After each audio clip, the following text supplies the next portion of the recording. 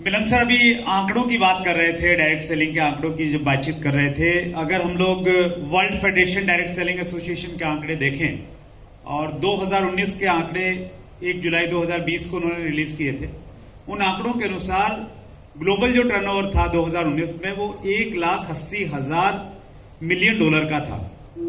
और 1,80,000 million dollar में जैसा मिलन सर ने बोला 35,000 मिलियन डॉलर अमेरिका का रहा, इंडिया का कोई 2,477 मिलियन डॉलर था। उसमें एक बहुत इंटरेस्टिंग चीज मैं बता रहा हूं, एक आंकड़ा बता रहा हूं आपको। उस जो डाटाज आए उस डाटाज में 3 साल का CAGR दिया हुआ है हर कंट्री का, कि किस कंट्री में डायरेक्ट सेलिंग पिछले 3 साल में कहां ग्रो किया, कहां कम हुआ। तो उसमें अगर हम अमेरिका को देखेंगे तो कुछ वजहों से अमेरिका का जो CAGR है वो माइनस में है, बहुत कम माइनस है, -0.3%। हम ब्रिटेन का देख लें, हम लोग चाइना का देखें, उन सब में सबसे ज्यादा अगर किसी का है तो वो इंडिया का है 16.1%। और वो 16.1% क्यों हुआ, उसके पीछे का कारण ये है कि 2016 में 9 सितंबर 2016 को सेंट्रल गवर्नमेंट ने गाइडलाइन जारी कर दी थी। तो उसके बाद जो पॉजिटिव इन्वायरमेंट बना देश में डायरेक्ट सेलिंग को लेके, चाहे वो कंपनीज की बात करें या हम लोग लीडर्स की बातचीत करें, तो बहुत तेजी के साथ में काम स्टार्ट हुआ। 2017, 18, 19 में हमने इस प्रकार की ग्रोथ की। और उसमें मैं थोड़ा और गया डाटों में, चूंकि हम लोग विजन की बातचीत करते हैं, फ्यूचर की बातचीत करते हैं। तन्वी से मैंने हेल्प लिया कि इसमें फार्मूला लगाओ एक्सेल वाला, और उन सबको हमने कैलकुलेट किया कि अगर हम 3 साल का जो CAGR है उसको मान लें कि यही ग्रोथ रहेगी अगले कुछ सालों में, तो 2037 आते आते हिंदुस्तान डायरेक्ट सेलिंग में नंबर 1 देश बन जाएगा। बहुत हम लोग अमेरिका को पीछे छोड़ देंगे, चाइना को पीछे छोड़ देंगे, ब्रिटेन को पीछे छोड़ देंगे। और मुझे मालूम है कि अब रूलिंग आने वाली है डायरेक्ट सेलिंग के ऊपर में। कंज्यूमर प्रोटेक्शन बिल 2019 ऑलरेडी पारित हो गया है, रूलिंग पे काम चल रहा है।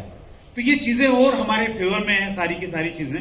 तो एक बेहतरीन भविष्य है। हिंदुस्तान की सबसे तेज गति से बढ़ने वाली कोई इंडस्ट्री है इन 10 सालों में, इस दशक में, तो वो डायरेक्ट सेलिंग इंडस्ट्री होने वाली है। इसमें कतई कोई दो राय नहीं है। आप मेरी बात पे आपको यकीन नहीं है, आप फिक्की KPMG की रिपोर्ट्स देख लीजिए, आप रॉबर्ट T कियोसाकी को पढ़ लीजिए, वो सारे लोग इस तरफ इशारा देख रहे हैं। उसमें फिर RCM की हमारी खूबी क्या है, खासियत क्या है, सब ज्ञानी लोग बैठे हैं, मैं नहीं बताना चाहूंगा। एक चीज बताना चाहूंगा, जो इंटरनेशनल डाटाज हैं वो डाटाज ये बताते हैं कि सबसे ज्यादा जो टर्नओवर है वो वेलनेस प्रोडक्ट्स का होता है, 50% के लगभग। तो हम जो अपना बिजनेस करते हैं, देखिए हम FMCG पे करें काम, दूसरी चीजों पे हम लोग काम करें, लेकिन अगर हर डायरेक्ट सेलर और स्पेशली जो सीनियर लीडर्स हैं वो अगर कैलकुलेट करने लग जाएं कि मेरे टोटल वॉल्यूम में वेलनेस प्रोडक्ट्स का, न्यूट्रीचार्ज का कितना वॉल्यूम आ रहा है, उसको मॉनिटर करना चाहिए। और हमारा टारगेट रहना चाहिए कि हम अपने बिजनेस में 50% वॉल्यूम न्यूट्रीचार्ज का करें। जिस दिन हम करेंगे अपने बिजनेस को बहुत स्ट्रॉन्ग कर लेंगे, क्योंकि न्यूट्रीचार्ज की उस प्रकार की तैयारियां हैं, तो वो हमारा फोकस एरिया होना चाहिए। मिलन सर ने बिल्कुल सही वो बताया कि सेल्स को लेके हमारे यहाँ पे बहुत अच्छी थोड़ी सोच नहीं है। चैट विद सुरेंद्र वत्स के 100वें एपिसोड में हमने प्रोफेसर अतुल घोसला को बुलाया था, और उस इंटरव्यू में प्रोफेसर अतुल घोसला ने एक चीज बोली। उन्होंने मैकेंजी के साथ में बहुत सारी कंपनियों में बहुत बड़े लेवल पे काम किया। उन्होंने कहा कि जब मैं UK में था और वहां पे काम कर रहा था, तो वहां सेल्समैन, अगर मैं किसी को बोलता ना मैं सेल्स में हूं, तो लोग मेरे को सम्मान करते थे, सैल्यूट करते थे कि अच्छा सेल्स में हैं आप। लेकिन इंडिया में अगर कोई बोलता है कि मैं सेल्स में हूं, तो लोग उसको बहुत अच्छी निगाहों से नहीं देखते हैं।